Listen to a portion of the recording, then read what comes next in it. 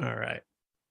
Hello, and welcome to another episode of the Capital Gains Tax Solutions podcast, where we believe most high net worth individuals and those who help them, they struggle with clarifying their capital gains tax deferral options. Not having a clear plan is the enemy, and using a proven tax deferral strategy, such as the Deferred Sales Trust, is an amazing way for you to exit highly appreciated assets, defer millions of tax so you can create and preserve more wealth, or help your clients, friends, and family do the same.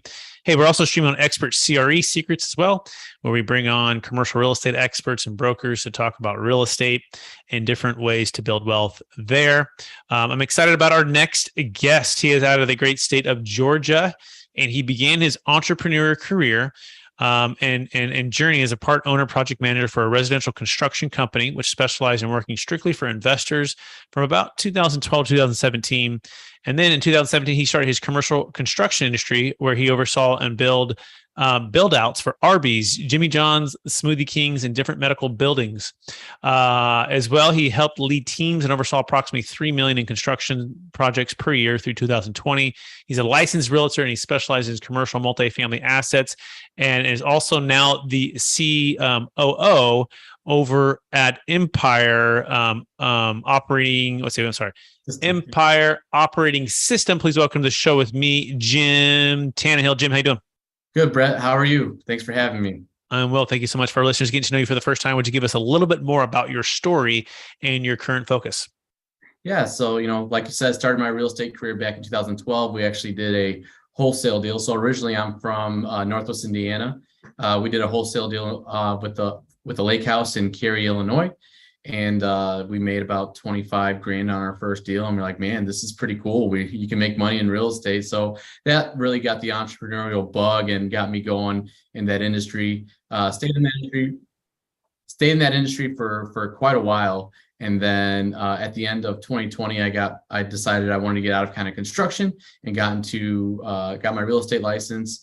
And then about a year after I did that, I saw the Empire Operating System, and I said, man, I wish I would have known this back when I first started my entrepreneurial journey. Would have saved me from learning a lot of lessons the hard way. Mm-hmm. So it's become my drive, my passion, my focus right now to educate everybody on how important an operating system. Empire is obviously important in what I'm representing, but how important an operating system is in your business, and how important it is to implement it early on versus waiting until you get to a comfortable place. So yeah, I started with towards the beginning of the year as COO of Empire, and it's been going great. It's awesome. By the way, you can find out more about the business operating system by going to empireom.com. That's empireom.com. And as well, we're going to talk about how to build an empire, right? And in particular processes and systems. So Jim, let's jump right in. So what's the number one secret to building, a good operating system for a business? Yeah. So, we have a saying, and it's, how do you build an empire? By laying one brick at a time. And so we talk about the brick concept. So the brick concept is, and I won't go into the entire story, but there was a time back when businesses were booming. They're starting to build. Manhattan is right across the river from Newark, New Jersey.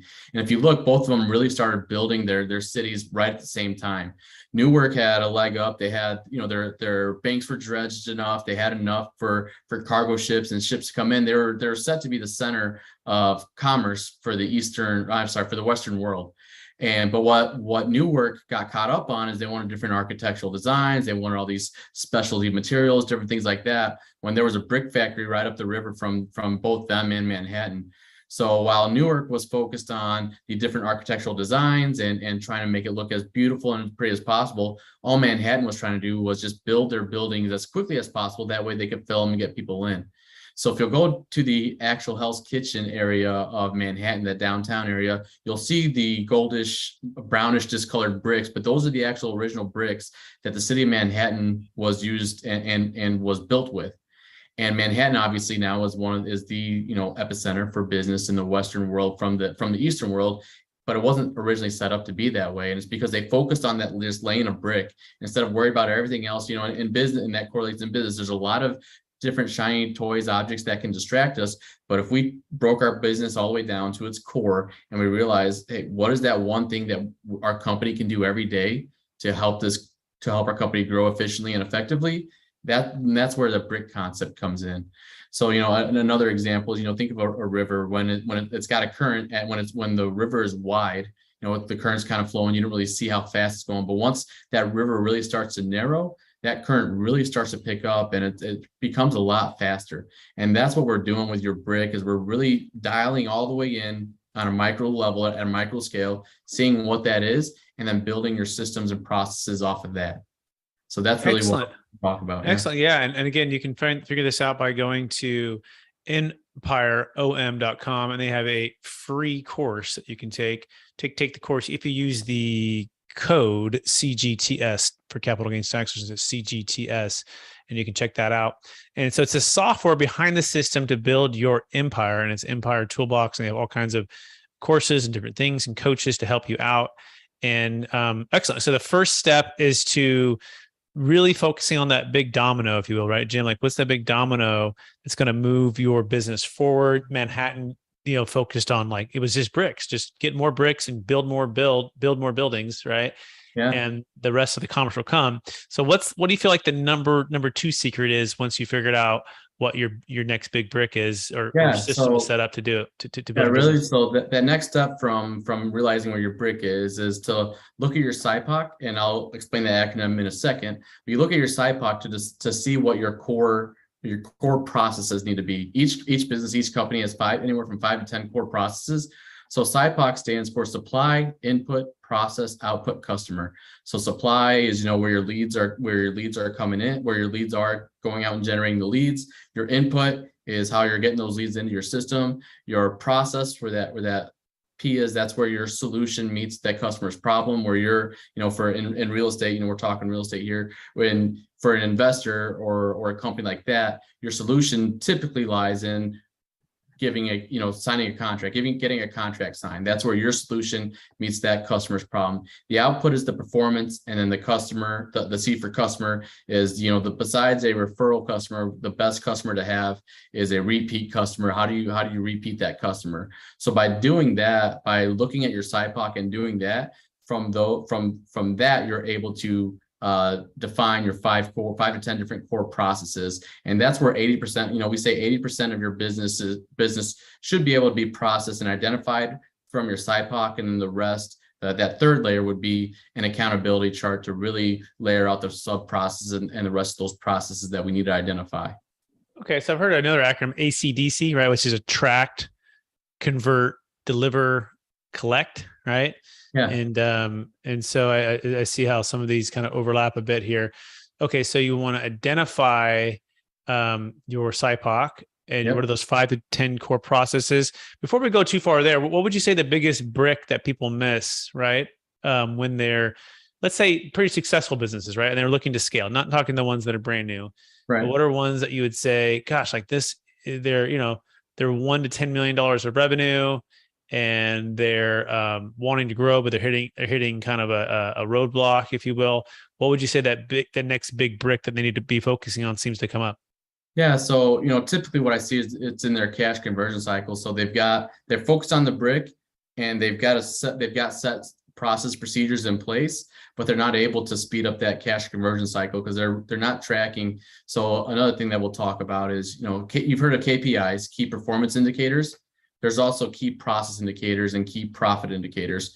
Once you have your KPIs, your key performance indicators in place off of your process and procedures, then you really need to look at your key process indicators, because there is where the speed and those minor tweaks that'll take you from good to great, that's where those lie.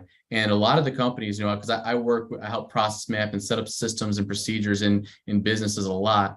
A lot of them are not looking at their process indicators to realize, okay, hey, we're able to, in real estate, in commercial real estate, say the cycle time is 60 days from contract till we get paid. Is there steps in the process for us to speed that up to make that from 60 to 50 days? Because if you're able to turn your money 10 days faster, how much more can you make? What deals are you missing out on that you could actually capitalize on? So that would be the next layer. That's a big missing piece when companies we talk about 5 phases of business: startup, perseverance, viability, scale, and succession. When a company's in viability and they're looking to go to scale, that's one thing that we really try to track is our key process indicators, because that will help them accelerate. And it's just, again, small minor tweaks, but that we're able to make by doing that. Cash conversion cycles. Okay. So is that like collections for a company, or is that like investing the funds for a company? Like give us maybe like a real world example on this. Yeah, so cash conversion cycle, what we mean by that, and again, there's a lot of different ways people can use that, but what we mean by that is from the time that you spend ad dollars to get a client, all the way through to where you've performed, you've completed that process. What is that cycle? What is that life cycle time? What does that time look like? So say, in commercial or residential real estate, if you're trying to get off market properties, you're marketing, you're spending these dollars. And if it's 60 days, 120 days, whatever that is, once you establish that baseline, great. Now you have that data. How can we make that faster? How can we make that cash conversion cycle speed up? That way we get more, we can spend more money. So the time you did an initiative, or you did like a YouTube ad or a Facebook ad or a mailer or whatever that like initial thing is, what did that cost you? Right. Right. And then what was when did the lead come in? B, and then how long did it take you to actually close and get paid on that? Is that a fair summary? Yeah. So exactly that. And that's what we want to track. We want to track, the SIPOC, A to B. So supply, when we paid for it, to when it came in, to when we were able to convert with the contract, to when we were able to perform on it, and then to when it's all said and done and the customer is satisfied. So you want to track that at that macro level, all the way from A to Z, but then you also want to track the time all in between. So that way, okay, we're going from A to B in 10 days, but then we're going from B to C in 30 days. How can we save time? Sometimes there isn't a way to save time, but let's at least look at that and see what that is. So just to say overall, hey, this sales process is just taking us too long.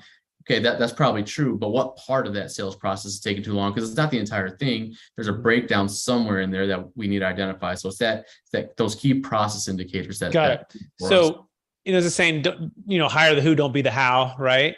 Yeah. So this seems like this is a full-time job for someone to be tracking and looking at. What would you call that person? What's the ideal kind of workflow / job description for that person? Yeah, so we really like, the COO, the operations manager, like they are the ones that run the day-to-day, whoever's running the day-to-day operations, that's who should be tracking it. But then you should also be building out that leadership team, right? To where each leadership, so if you have a marketing department, a sales department, a customer review department, HR department, they're the ones that are accountable and responsible for getting you that information, whether it's on our dashboard. There's a lot of good project management softwares out there, but just because that person, delegating and elevating, just because that person we say is accountable for it, doesn't mean they're the ones performing the action. They've got their employees and team members that are helping them get to that point. But it should be the COO, the operations manager, whoever that is that's in charge of the day-to-day. They should be tracking and overseeing. Excellent. What's your Asana, Trello? Like what's Asana, Trello? We have Empire Toolbox, which we're working to roll out. It's not finally rolled out. ClickUp's a good one. And there's a couple others like those, but those are all, whatever you're doing that's working, that's what's the most okay. Important. So Jim, you guys come in, you guys coach people through this, right? So you help them get the processes in place, you help them to really get organized with these KPIs, the processes, the profits, and the procedures, and get it all lined up. Is that what you guys do? Is that a fair summary? Yeah, that's all part of it. We also work, help you with your purpose statement, mission statement, forecasting, core values, and a lot of leadership. We teach the operational side, but there's a lot of methodology and ideology that's tied to it that goes along with it. But yeah, that is a fair summary. That's awesome. I think it needs help. I mean, even people with QuickBooks too, right? Do you guys see like the QuickBooks and integrations and all that? Yeah. Yep. It's great. Excellent. So we covered kind of the first two. Anything else you want to add to the number one secret to building, an empire and operations? Anything else you want to add? What I haven't asked you so far? No, I mean, those are really, the foundational, the foundation of Empire and who we are. That's what that is. I'll just if you don't mind, I'll share a quick story to add some validity to Empire and what we do is, so a couple of years ago, our CEO, co-founder, Eddie Wilson, he had over 100 companies and 4,000 employees, and he was using other operating systems to help grow and scale his businesses. And good operating systems, you won't hear a negative word from myself, from Eddie, about any of the other operating systems out there. Great operating systems. And the importance is, and I'll reiterate that, is that you have an operating system that you at least go by. But he wasn't happy with everything that he got. So he took all the good pieces that he liked from operating systems, and he built what we call Empire now. In 2019, he was able to exit, I believe it's 85 of those businesses for $1 billion plus in revenue. And that, that's a big number. And it's not just because, obviously, it's not just because the operating system, there's a lot of other things that he did, but it was partly because he had an operating system and he built it. So the biggest difference between us and any other operating system out there is we can help you in all the 5 phases. So again, that's startup, perseverance, viability, scale, and succession. We can help you we'll meet you where you are and help take you to where you want to go. Where some of those operating systems are great to help you get from perseverance into viability. Some are good to help you once you get to that point from viability to scale. But we feel like we are that one operating system that speaks to all those phases and can help you in each one of those. Yeah, very well said. And by the way, you can learn more about Jim Tannehill at empireom.com. It's empireom.com. You can check out the free business operation course. Make sure you put the code in CGTS. That's CGTS. All right. Well, we're going to shift gears a little bit, Jim. We're going to talk a little bit about the frustration with the 1031 exchange. A lot of people, they go to exit businesses or real estate or crypto, and they're faced with 25 to 50% in capital gains tax, and they're not sure how to defer it or how to exit well or how to do succession planning when they're facing this huge tax. And so I'm curious, in your experience, what's been the biggest frustration for either business owners or investors in real estate when it comes to exiting highly appreciated assets?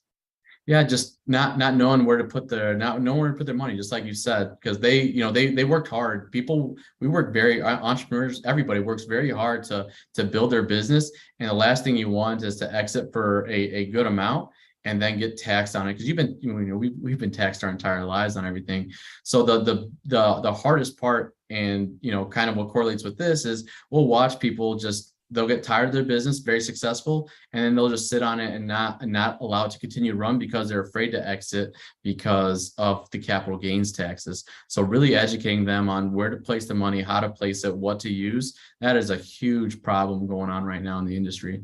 Absolutely. Well said. Yeah, we call that capital escape feeling trapped by capital gains tax jail, right? Where you're like, well, I love to exit the business, but then I'm going to give half of it away to the government. So why? And after I pay closing costs to M&A advisors and attorneys and pay off my loan, I'm like, I might as well just let the thing just kind of go, just bleed it out, like let it just kind of fall apart.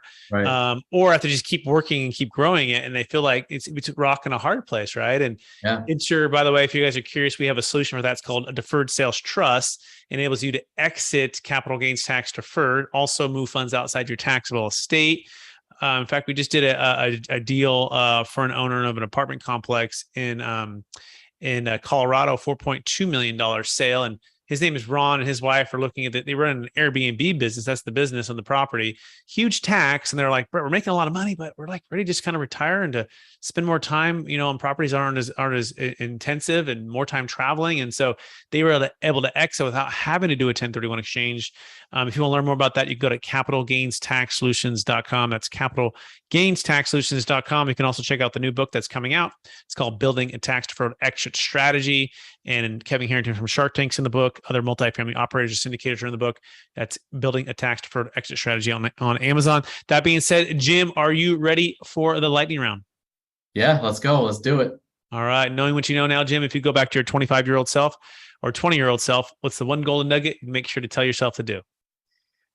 Man, the work is worth it, but figure out earlier on how to work smarter and not just harder. It's both. It's not. I've always heard the term, work harder, not smarter, but it's both. Though the great ones, the ones that are set apart, they work harder and smarter. So I wish I would have realized that back then, how important it is to work smarter to go along with the hard work. Excellent. Question number 2: what's the number one book you've recommended or gifted the most in the past year? Oh man, you can't You Can't Hurt Me by David Goggins. That one's a great mindset one. Entrepreneur. He's really good at setting the mindset. And then I have a second one that I really like. Tim Grover wrote. He's written Relentless and Winning. He was the personal trainer for Michael Jordan and currently Russell Wilson and a lot of high caliber athletes. And I just really like the mindset stuff right now. So Tim Grover and David Goggins. Excellent. Question number 3. What are you most curious about right now? Oh, what am I most curious about? I'd like to understand a little bit more about, blockchain and NFTs and that kind of industry. I've had some people try to educate me on that, but with everything that I've got going on, I haven't been able to focus on that. But I do feel like that's important and might be, it depends on who you talk to. But I feel like that might be one of the next big things in business. So I'd like to be able to slow down a little bit and kind of wrap my brain around that. Absolutely. And by the way, I'll be speaking at the Blockchain Real Estate Summit coming up in Austin, Texas. If anyone is interested in attending, you should come check it out. It's talking all things blockchain and real estate. Some amazing speakers and amazing people going to be there. That's in Austin, Texas, coming up in September 23rd and 24th, AT&T Conference Center in Austin, Texas. You can go to blockchainrealestatesummit.com to learn more. That's blockchainrealestatesummit.com. Next question for Jim. Number 1 leadership quote or theme that you strive to live by. Oh man, I have I have an entire notes in my phone that I take down, but right now, the last quote that really I'm chewing on is, we don't see the world as it is, we see the world as we are. And that's been something that I've been really chewing on and working on my perspective right now is, that's why the definition of America means so many different things, so many different people. And they're not wrong. It's just the way they view the world. So I'm working on really my perspective, how I view the world, how I view this different situations, I am good or bad.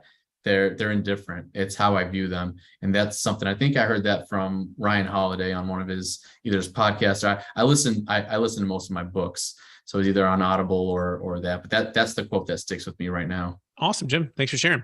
Last question. After all your success, helping the people you've helped, building the business you've built, and how do you help, what's the number 1 habit that you practice that helps you to stay centered in your values and stay encouraged to charge forward to reach new heights? Yeah, so I'm very spiritual. I believe in God, and that time that I spend praying, meditating, and in church and reading the Bible for myself, doing devotions like that. That's what helps me on the good and bad days. I love Simon Sinek's book. This concept about starting with why, but for me, it's a layer deeper than that. And it starts with who. And I know that I was put on this earth for a reason, to help as many people as possible for a reason. And when I remind myself of that constantly on the good and bad days, on the bad days, Jim, it's going to get better. And the reason you're doing this is because of who God has called you to be and who you're supposed to help. And on the good days, to keep me centered. When I'm seeing success, when I'm doing the great things, remember, it's not about you, Jim. It's about pushing more people to the Lord and to God. So that's really what helps keep me centered. Beautiful. Amen, brother. Love that. For our listeners who want to get in touch with you, Jim, what's the best place for them to find you? Yeah. So, I'm on LinkedIn. I'm on Instagram. I'm at coach.jimT. And then if they want to reach out via email, it's jim@empireom.com. And then, I'm on Facebook and LinkedIn and Instagram, most of the social media platforms. So that'd be the best way. Awesome, Jim. Thanks for being on the show. And also thank our listeners for listening to an episode of the Capital Gains Tax Solutions podcast, also streaming on Expert CRE Secrets, where we believe most high net worth individuals and those who help them, they struggle with clarifying their capital gains tax referral options. Not having a clear plan is the enemy, and having a proven exit strategy like the Deferred Sales Trust exit is an amazing way to build your wealth, to create and preserve more wealth, and or getting with someone like Jim as a coach to actually supply, input, process, output, customer, all of the stuff, SIPOC, to build your operation. So you actually have a big profit, right? And you can sell it at even a bigger price. You want to make sure you're hiring the who, not being the how. And we got to remind ourselves, all of us who are entrepreneurs and real estate investors of any sort, if we're building something, if we want to scale, you want to get with experts like Jim and his group. Go to empireom.com, learn about that. And if you want to learn more about the Deferred Sales Trust, just go to capitalgainstaxsolutions.com. That's capitalgainstaxsolutions.com. Look for the new book that's coming out here soon. Again, Building a Tax-Deferred Exit Strategy. And it's the proven playbook for unlocking your ideal wealth plan when exiting any highly appreciated asset. So appreciate everyone out there. Please rate, review, subscribe. Please share this with someone who can be an inspiration to. And we so appreciate everyone out there in YouTube, iTunes, and everywhere else that you might be consuming the content. And until next time.